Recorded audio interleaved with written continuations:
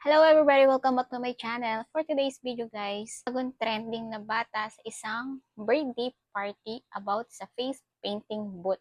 Eto siya guys. Then guys, etong video pala na to guys, hindi ito pinost para lang maawa tayo sa bata guys. Para sa akin, pinost ito dahil na-inspired si ate yung nag-post ng video guys kung gaano ka-genuine yung bata the way he asked. 'Di ba? Sobrang respectful. Tignan nyo din sa video guys, grabe yung manners ng bata guys. Sobrang nakakabilib.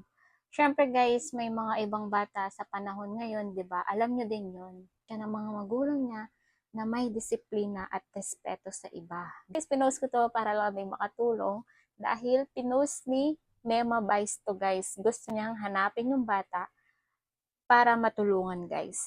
Thank you and God bless. Bye-bye.